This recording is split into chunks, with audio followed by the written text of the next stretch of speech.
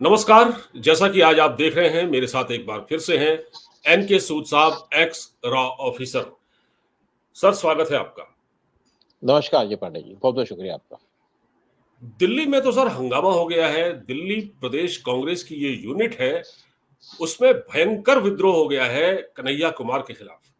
कन्हैया कुमार को लेकर पहले से ही नाराजगी थी, लेकिन अब ये पता चला है कि कल एक मीटिंग थी जिसमें दरअसल वो दिल्ली प्रदेश कांग्रेस की थी। उसमें कन्हैया कुमार को इंट्रोड्यूस कराया जा रहा था कि ये हमारे कैंडिडेट है नॉर्थ, मतलब उत्तर पूर्वी दिल्ली से, ठीक है, नॉर्थ ईस्ट दिल्ली से। लेकिन वहां जब उनका परिचय कराया जा रहा था तो वहां कुछ कार्यकर्ताओं ने कन्हैया के खिलाफ गाली गलौज की, और सुना है कि संदीप दीक्षित ने भी कन्हैया को बहुत डांटा है। इसके बाद कन्हैया ने कहा कि आप तो बीजेपी की जुबान बोल रहे हैं, आप तो जैसे वैसे ही बोल रहे हैं जैसे बीजेपी वाले बोलते हैं। उसके बाद वो मीटिंग से चले गए। क्या लग रहा है सर, ये दिल्ली में कांग्रेस के अंदर क्या चल रहा है? कन्हैया को लोग डाइजेस्ट नहीं कर पा रहे। देखिए, बेसिकली मुझे भी समझ नहीं आता कि कांग्रेस को यहाँ पे कैंडिडेट वो खड़े करने चाहिए जो विनिंग कैंडिडेट होते। हम्म। लेकिन 3 में से 2 सीटों पे इन्होंने ऐसे कैंडिडेट को खड़ा कर दिया जो जीत ही नहीं सकते, उदित राज और कन्हैया कुमार। और देखा जाए तो दोनों ही बाहर से आए हुए हैं। अब दोनों को बाहर से अगर आप लाए हैं, उनको खड़ा किया है, तो आपको देखना चाहिए था इनके क्या चांसेस हैं यहाँ पे वोटिंग के। और कांग्रेस में विद्रोह होना ही था इसके ऊपर। लेकिन कन्हैया कुमार की जो जुबान है वो किसी को पसंद नहीं आती। लेफ्टिस्ट हैं, जेएनयू में पढ़ते थे और हिंदुस्तान को गालियां देते थे। अब राहुल गांधी का तो कल्चर ही है, राहुल गांधी ने तो इंडिया को गाली देनी होती है, लेकिन इनडायरेक्ट तरीके से। लेकिन कन्हैया कुमार सीधे से गाली देते हैं और कांग्रेस के लोग इनको पसंद नहीं करते, ना इनको डाइजेस्ट करेंगे, ना दिल्ली के लोग इनको पसंद करेंगे, ना डाइजेस्ट करेंगे। और दूसरी बात है कि यहाँ से इनको स्ट्रॉन्गेस्ट कैंडिडेट खड़ा करना चाहिए था दिल्ली के, क्योंकि संदीप दीक्षित है यहाँ पे, जिनको टिकट मिलनी चाहिए थी। और शीला दीक्षित के बेटे हैं, एमपी भी रह चुके हैं यहाँ से। लेकिन उनको इग्नोर करके कन्हैया कुमार को टिकट दे दी। और इन्होंने सोचा कि सोनिया गांधी जिसका भी नाम लेगी वो जीत जाएगा। सोनिया गांधी और राहुल गांधी के नाम पे तो कोई जीता नहीं आज तक। जो लोग भी इलेक्शन जीतते हैं, किसी स्टेट में जीतते हैं, वो अपने बूते पे जीतते हैं। या उनको जी। बीजेपी जिता देती है, या वहां की सिचुएशन हम्म। ऐसी होती है कि वो जीत जाते हैं, जैसे तेलंगाना के अंदर, क्योंकि वहां पे केसीआर के खिलाफ बहुत गुस्सा था, इसीलिए वो जीत गए। कोई राहुल गांधी की कैंपेनिंग से नहीं जीते या सोनिया गांधी की कैंपेनिंग से। और अगर हिमाचल में जीते तो बीजेपी ने इनको जितवा दिया था उस टाइम पे।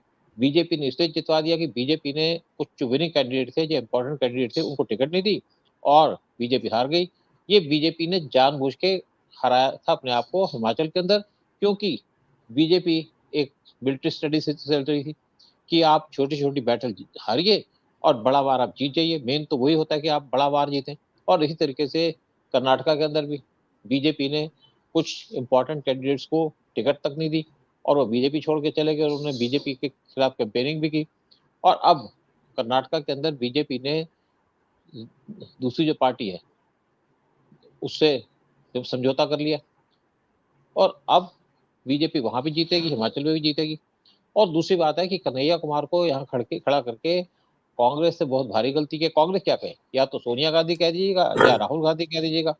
और दूसरी बात है कि यहाँ पे रिवोल्ट तो होना ही था, रिवोल्ट हो गया है। और ये भी हो सकता है कि कन्हैया कुमार इतनी बुरी तरह हारे या इनका यहाँ सिक्योरिटी भी डिपॉजिट हो सकती है, क्योंकि कोई भी इम्पोर्टेंट लीडर इनके लिए कैंपेनिंग नहीं करेगा। और अगर आपके लोकल लीडर्स आपके साथ खड़े ना हो तो आप इलेक्शन हार जाएंगे। जैसे पिछला दिल्ली के अंदर इलेक्शन हुआ था स्टेट असेंबली का, और इन्होंने बीजेपी ने बड़ी भारी गलती की थी। यहाँ पे जो चीफ मिनिस्टर कैंडिडेट खड़ा करके, वो क्या था नाम उसका, ये जो आईपीएस ऑफिसर थी, किरण बेदी को। किरण किरण बेदी। और और किरण बेदी के यहाँ पे कंटेस्ट करने से फर्क ये पड़ा कि वो उसने आरएसएस के लोगों से बात नहीं की, बीजेपी के लोगों से बात नहीं की। वो मीडिया से बात करने लगी, और वो भी मीडिया जो एंटी इंडिया है और एंटी बीजेपी है, उनसे बात करनी शुरू कर दी। उनको लगा कि मैं इनसे बात करूंगी तो मैं जीत जाऊंगी। लेकिन उस टाइम पे दिल्ली के अंदर किसी ने भी उनको सपोर्ट नहीं किया और बीजेपी खुद हार गई। तो ये जो गलतियां होती हैं बड़ी भारी पड़ती हैं। और अब दिल्ली के अंदर हालात ये है कि सातों की सातों सीटें जाएंगी बीजेपी को, और कांग्रेस का बड़ा बुरा हाल हो जाएगा। देखिए, मैं समझ नहीं पाता कि क्या कल्चर है कांग्रेस का, सोनिया गांधी के अंदर और राहुल गांधी के अंदर। ये किसको टारगेट कर रहे हैं, ये किसको गालियां देते हैं। ये अपने देश के लोगों को गालियां देते हैं। देखिए, कोशिश करते हैं कि बीजेपी को टीज करने की या चिढ़ाने की, और बीजेपी को चिढ़ाते चिढ़ाते या मोदी को चिढ़ाते चिढ़ाते देश को गालियां देते हैं, लोगों को गालियां देते हैं, सिक्योरिटी फोर्सेस को गालियां देते हैं। इसीलिए कांग्रेस आज समाप्त हो रही है, खत्म हो रही है, और ऐसी पार्टी का खत्म होना ही बेटर है। वैसे भी कुछ एक्सपर्ट्स हैं, उन्होंने कहा था कि राहुल गांधी बहुत देर से खड़े हैं और कुछ कर नहीं पा रहे, तो बेटर है कि रास्ता छोड़ दें, किसी और को दे दें, लेकिन वो करेंगे नहीं। उनका कल्चर इस टाइप का है, क्योंकि गद्दी वो छोड़ना नहीं चाहेंगे। गद्दी कौन सी? कांग्रेस की गद्दी।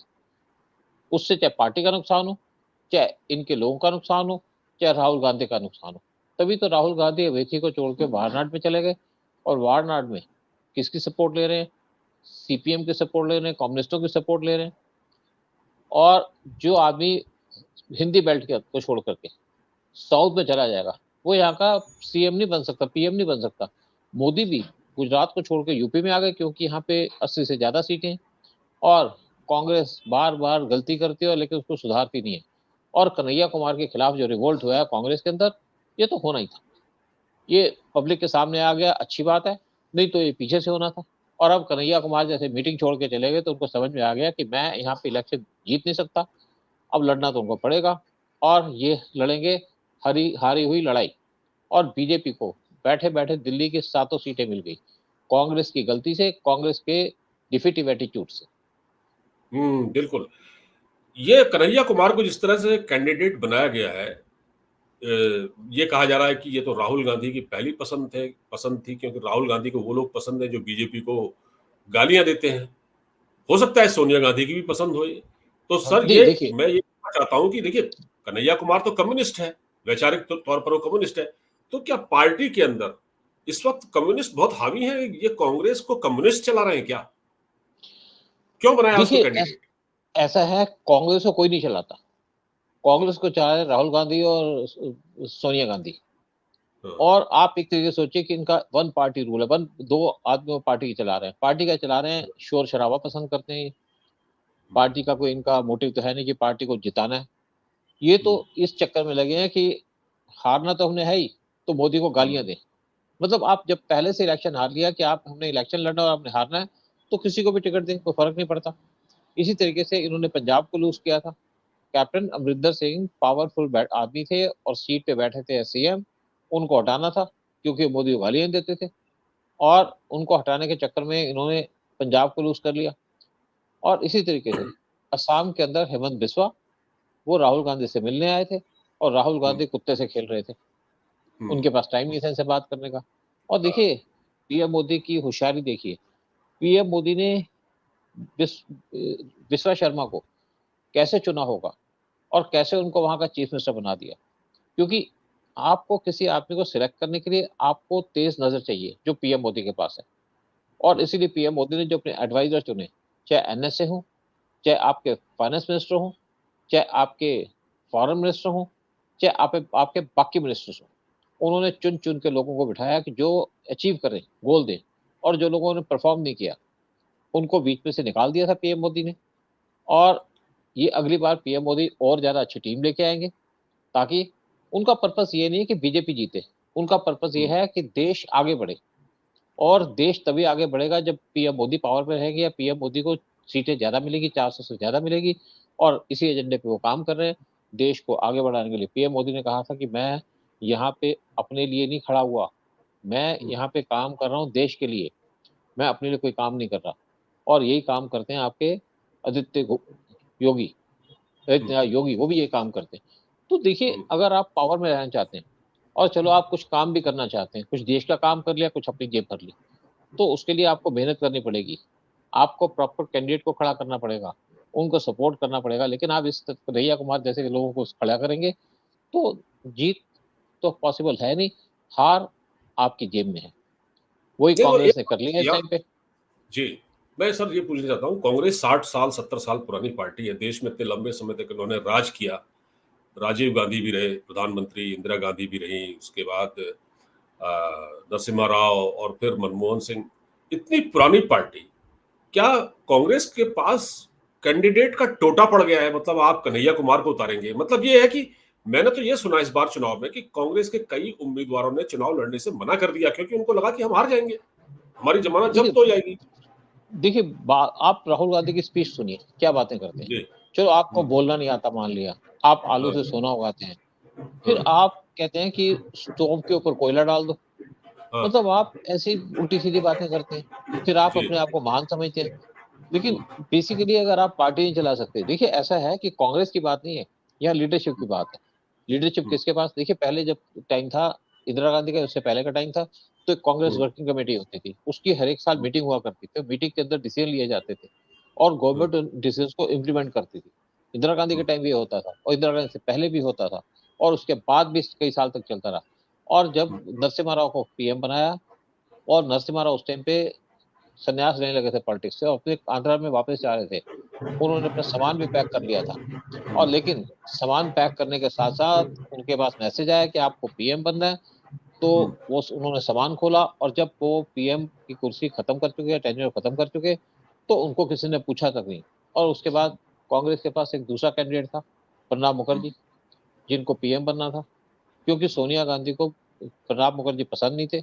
पसंद इसलिए नहीं थे कि प्रणब मुखर्जी का अपना एजेंडा था, वो सोनिया गांधी की ज्यादा सुनते नहीं, रीजनेबल बात को सुनते जरूर, मानते भी, लेकिन उनका अपना एक एजेंडा था, उसी पे काम करते। और इसीलिए सोनिया गांधी ने उनको छोड़ प्रेसिडेंट बना दिया और मनमोहन सिंह को पीएम बना दिया। तो मनमोहन सिंह का क्या एजेंडा था कि वो सोनिया गांधी की पूजा करते थे और इसलिए कांग्रेस का सत्यानाश हो गया। और बाकी जब यहाँ पे बीजेपी गवर्नमेंट आ गई और मोदी गवर्नमेंट आ गई, तो कांग्रेस का सारा सत्यानाश हो गया, बर्बाद हो गई कांग्रेस। और इनकी जो सोचने की जो एनर्जी थी या सोचने का जो तरीका था वो भी खत्म हो गया, क्योंकि मोदी के पास ऐसे ऐसे एजेंडे हैं, मोदी के पास ऐसी ऐसी पॉलिसीज हैं कि कुछ कर नहीं सकते, कुछ सोच नहीं सकते। और इन्होंने अपनी पार्टी को खुद डिस्ट्रॉय किया, मोदी ने नहीं किया इनकी पार्टी को डिस्ट्रॉय, इनकी पार्टी को यानी कि कांग्रेस पार्टी को इन्होंने खुद डिस्ट्रॉय किया। जब भी इलेक्शन हारते थे तो कहते हम दोबारा सोचेंगे, हम इसका मनन करेंगे, मनन कोई होता नहीं था, दोबारा फिर वही गलती, तीसरी बार फिर वही गलती, चौथी बार फिर वही गलती, और अल्टीमेटली आज इस पोजीशन में आ गए हैं कि इनको कन्हैया कुमार जैसे लोगों को खड़ा करना पड़ा इलेक्शन के अंदर। और अब वहां की इनकी पार्टी के लोग उनको पसंद नहीं कर रहे और इनके बजाय वोट देंगे बीजेपी को।